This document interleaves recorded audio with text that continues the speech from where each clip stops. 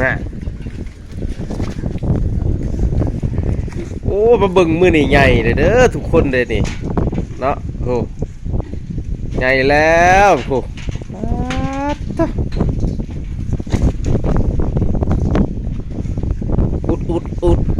อุดนั่นโอ้ของนี่กับประมาณอันนั้น20 ตัวของนี่โอ้ย่อมหาว่าเพิ่นฉลาดกินนะตอกก็แก๊กลงโลดนะเนาะนี่น่ะโอ้หมอนี่อิ่มเนี่ยหมอนี่นอนนี่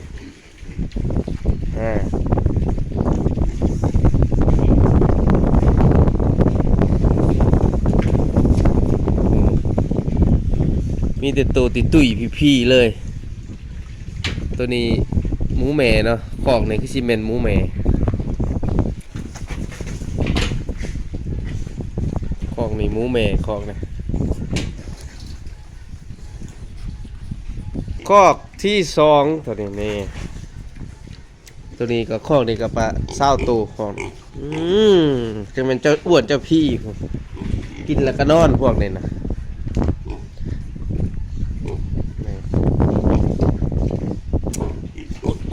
อุดสลัดโต๊ะกินก๊อกขูยาวโคตร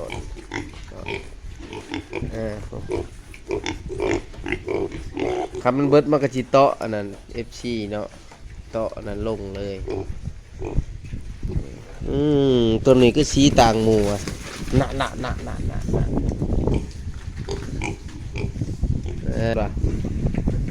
อยู่ส้มแบบไปนี่แหละส้มหมูมืองาม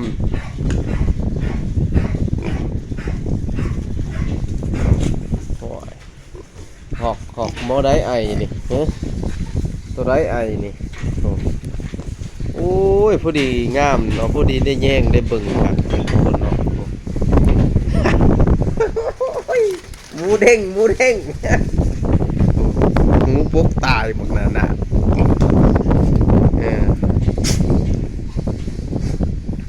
นี่เป็นคอกที่3ตัวนี้นี่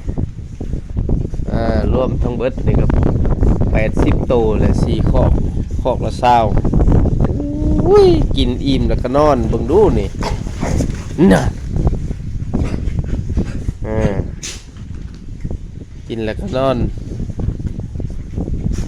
กินหัวอาหารแล้วก็ไปดูดน้ำแล้วก็มานอนลุกขึ้นมาแล้วก็กินหมูเด้ง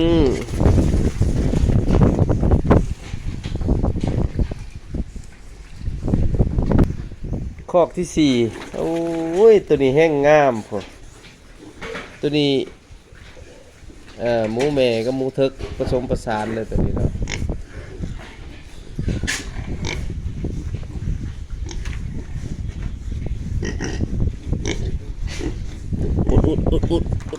อุด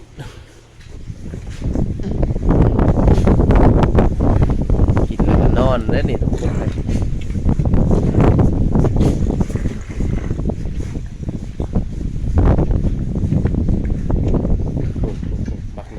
เด้งผักมักนะ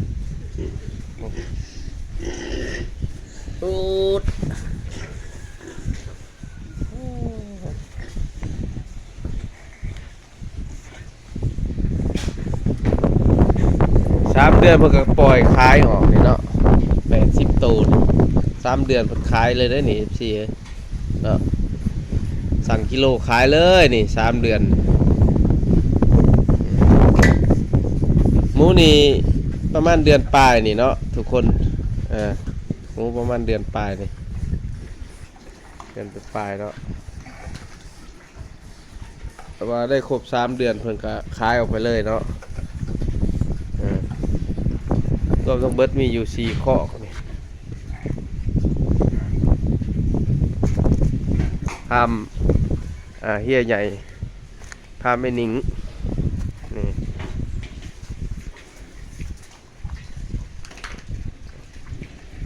กินดีมแล้วก็นอน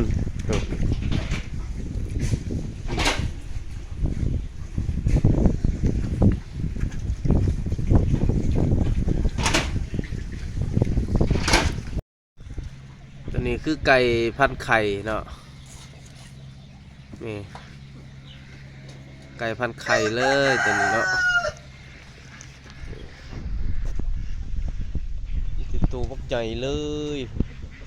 ทุกคน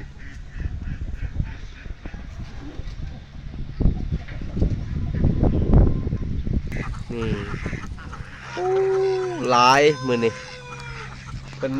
เพาะพันธุ์เองมันออกมาลายรีบาดนี่เนาะทุกคนเนาะโอ้โหเป็ดตัวนี้เป็ดเก็บไข่แล้วตัวนี้ไข่ออกมาแล้วก็เก็บเอาเนาะกับสมประสานนี่มีเป็ดมีไก่ง่วงเนาะนี่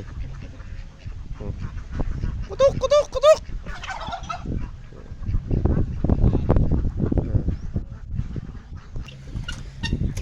ไก่ตอกนี่นะตัวลายๆนี่กระตอกนี่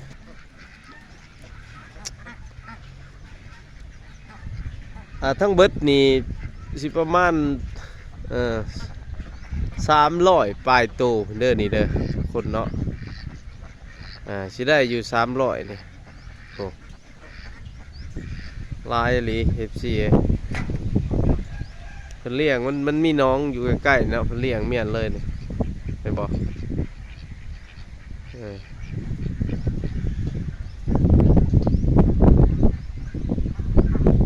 ผู้ทางนั้นก็ได้ผู้สิอวยให้เบิ่งหลายๆเลยผู้คนสารพัดเลยเนาะ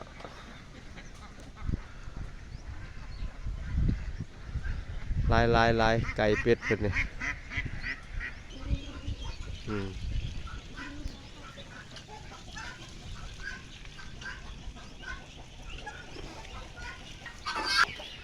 เฮ็ดบ่นี่กำลังนี่ทุกคนคันตัวนี้ไปใหญ่อีกนี่ปุ้ย500-600เลยนี่